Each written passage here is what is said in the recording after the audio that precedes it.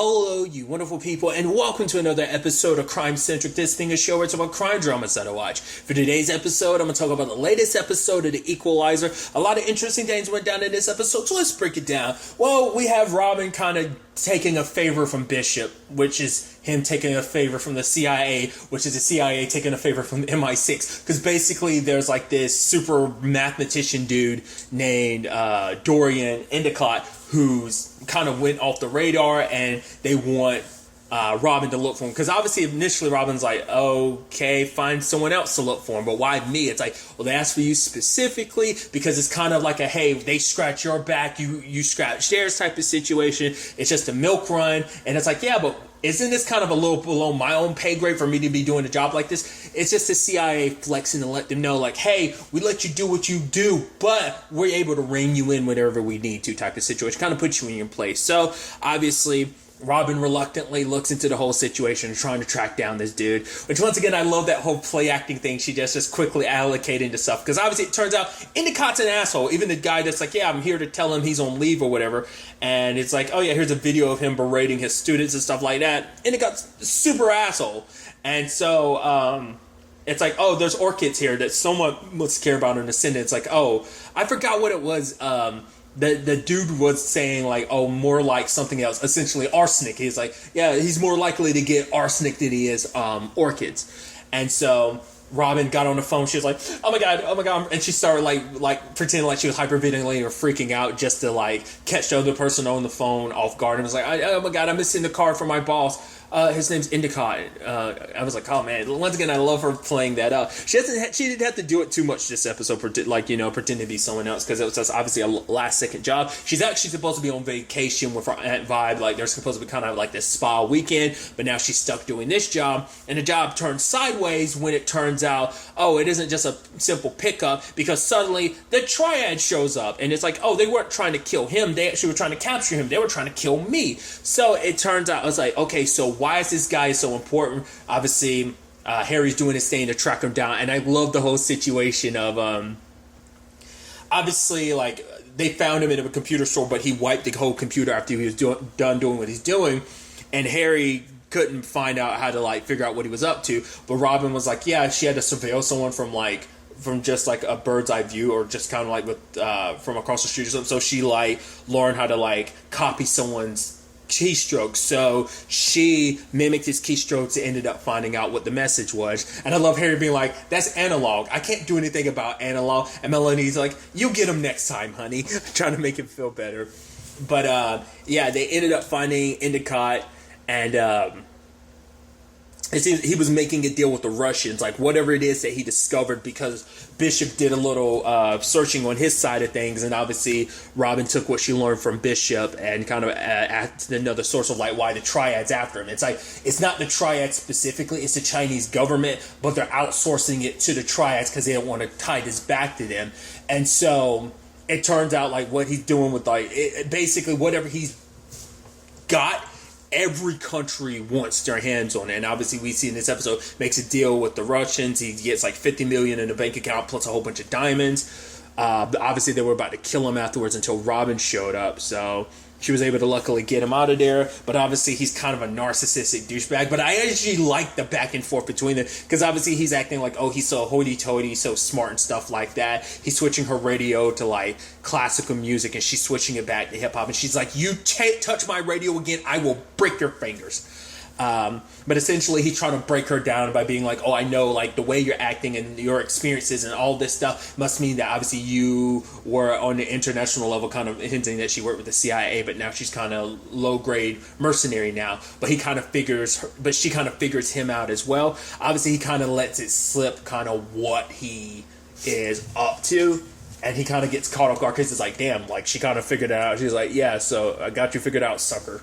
So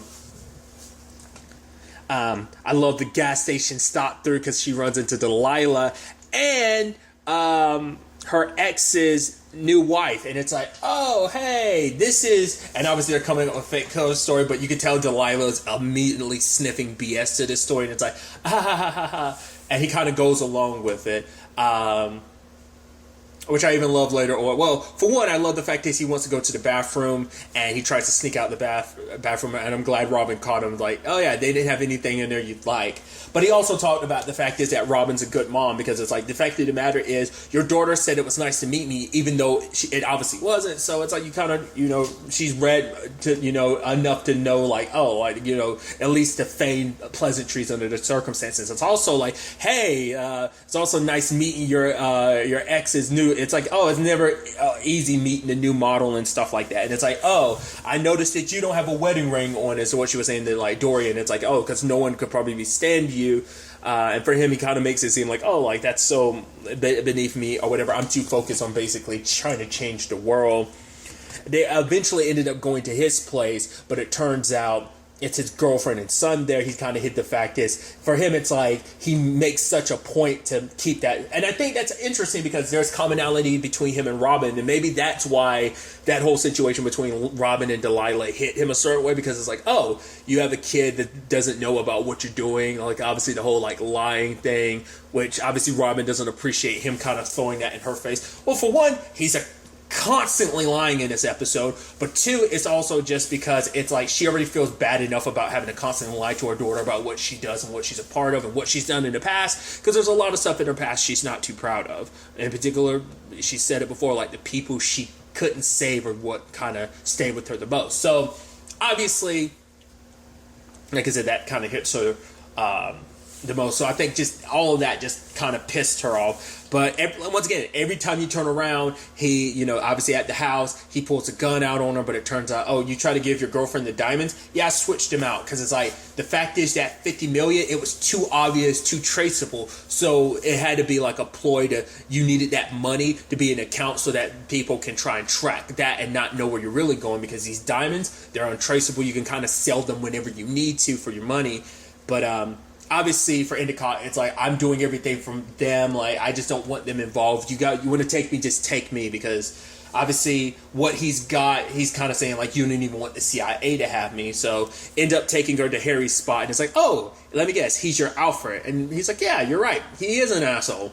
Yep. So, but it turns out what Endicott ended up making, interestingly enough, he was basically trying to make a new currency, but inadvertently ended up making like a very powerful hacking software, a program that can basically hack open anything, including cryptocurrencies, anything. It's, what was he call it, like the God algorithm that can break open anything, which Harry didn't believe him at first, but he puts it in and he starts opening up stuff he shouldn't have access to.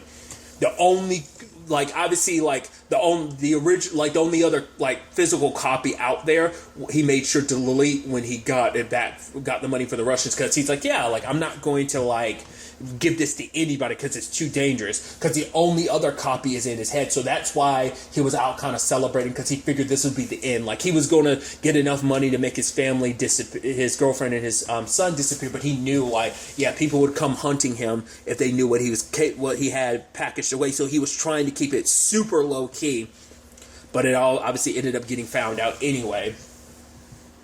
But that's the super complicated thing. It's like, he has the only copy of it, which even Harry's saying, like, yeah, what he has is too dangerous. It's a world ender. Like, this will, nuclear launch codes, all that type of stuff. Like, this could, like, be the end all be all, like, with this God algorithm of his. So there's only one choice. He has to die, because no one can be trusted with it. Definitely not the CIA, and definitely not any other government agency in the world. Like, no one can be trusted with this. So, but obviously for Robin, it's like she doesn't want to kill him, especially because it's like, she trusts him in the sense that, like, well, yes, he's lied to her a lot, but understanding that everything he's done is to protect his family. So it's like, and even Bishop being like, even early on, Bishop was like, if I were you, I'd put him in a trunk, put a brick to the gas pedal, and just let him go into the water. And just, but, Robin ended up seeing this through. And even though in this case, it's like, I can't just abandon him. Like, it's like, how can you trust that he won't just use it? Yeah, he said he won't use it for now, and who's to say he won't change his mind later? She's like, after 20 years of getting and understanding and studying people,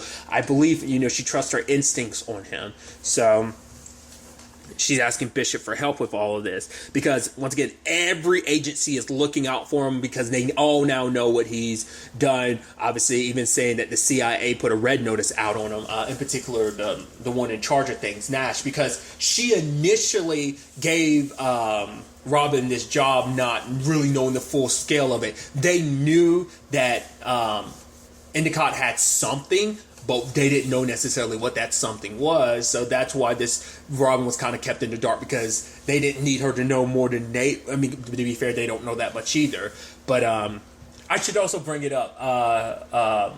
Lila Robbins plays Nash, which I'm like, she's still getting typecasted, dude, in the espionage world. Not only are you like top dog at the CIA in this show, you're also top dog CIA in the Boys, and also most recently, another thing most recently is The Blacklist, where you play Katerina Rostova, a Russian spy. So it's like, man, they just keep typecasting you in the espionage world, dude. That's crazy. But it's like, all right, Bishop's like, I'm going to help. And obviously the moment she rolls up and Bishop's kind of got that look, and obviously Nash and the rest of the team show up, I'm like, the moment that happened, I was like, it's a setup. Like, Nash ain't going to, Bishop ain't going to betray her like that. But obviously she's got to play the roll up. She's playing it up. Being like, I know, like, because initially, the reason why Robin was so dedicated to taking this job is because she figured if she could do this, it'd clear her slate with the CIA, that this was supposed to be like a one and done. The moment it went to such a severity that it could be like this could wipe her slate clean, the CIA would be done for her. Truth be told, they never would be. Like, I don't think you can trust the CIA to kind of keep their promise in that regard. So it probably would have been a situation of, yeah, we said we're good, but yeah, we'll come back when we need to, because, or maybe there'll be something she needs in the future, and they're like, oh, you're coming back? As well, you scratch our back, we'll scratch your back if you scratch ours, so it's kind of a never-ending cycle. But obviously the moment, like, people rode up, it's like, oh, it's the Russians. I was like, yeah, that's got to be like Bishop's team or something like that. Obviously they played it well. Nash ends up taking a shot, double tapping Endicott, because it's like, can't let him fall into anybody's hands. And obviously saying like, oh, you're not done with you. Like, obviously you caused this issue, like, because you went rogue, things turned this way. So obviously the CIA is not done with you. Which is so interesting, because like initially Robin was willing to take this job because she was like, Nash never screwed me over. And she technically didn't, but it's also like, this is, once again, the CIA couldn't be trusted with something this powerful. So, but lo and behold, it was all an act. It's like, woo! I love that. And it's like, Endicott's like, broken ribs or something. It's like, yeah, I told you, she aimed double shot center mass type of situation. And it's like, it's like, but she could have gone for a headshot, and like Bishop's over there poking where he kind of got shot at and everything. It's just like, but it's also like, Robin's like, so how long should I keep up this whole being mad at you thing? He's like, I'd keep it up for a couple months.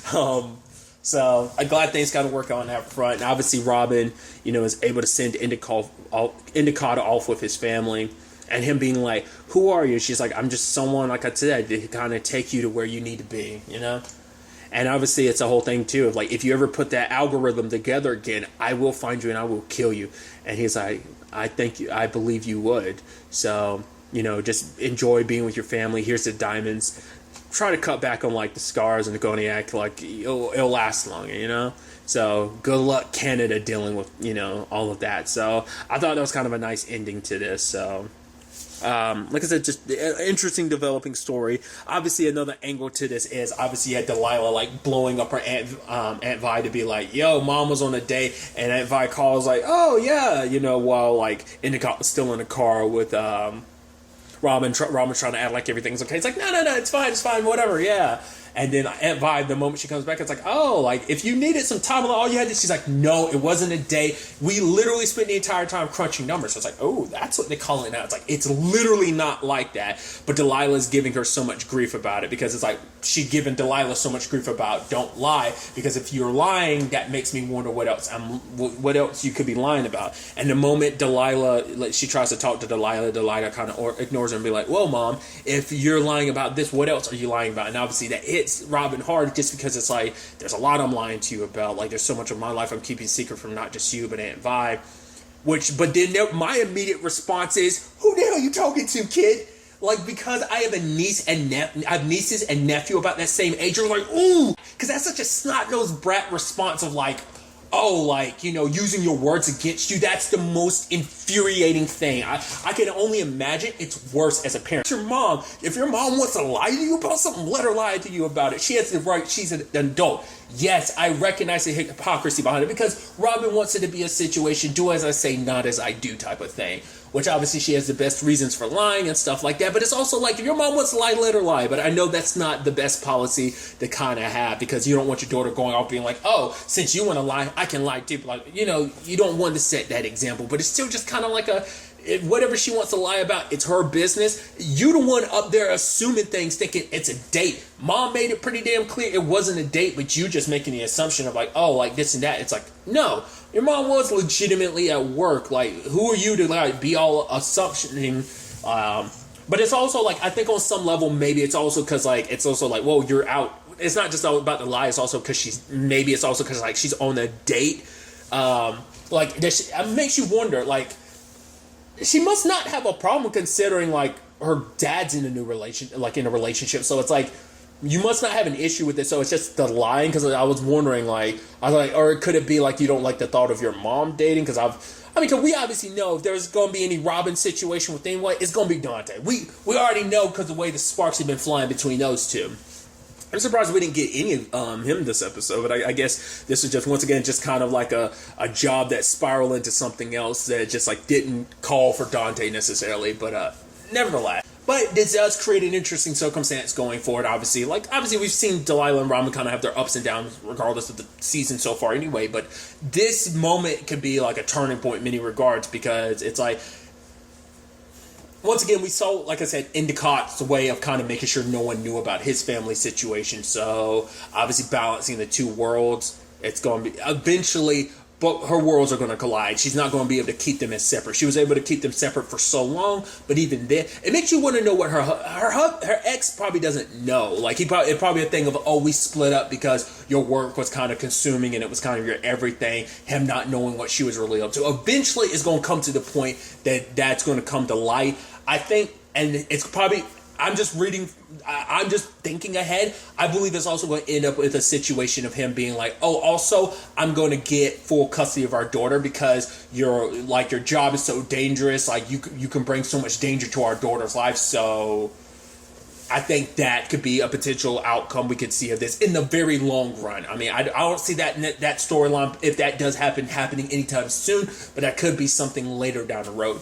I mean, it could just simply be a thing of her ex, Delilah, and her Aunt Vi being pissed because we thought we were doing all this charitable work, but you're working with the CIA, and once again, she's done some very unsavorable things by many standards. So, once again, just kind of some interesting thoughts to kind of have about the whole situation. I think this probably will be the last we've heard of Endicott. Hopefully, because that means like, oh, he's able to keep low key. The algorithm never becomes a thing. He just gets to live with his family. So everyone thinks he's dead, so no one's going to be coming after him. So as long as he keeps it low key and just doesn't use the algorithm again. So, like I said, a lot of interesting things. I'm really curious to see ultimately where all of this takes us going forward into the next episode.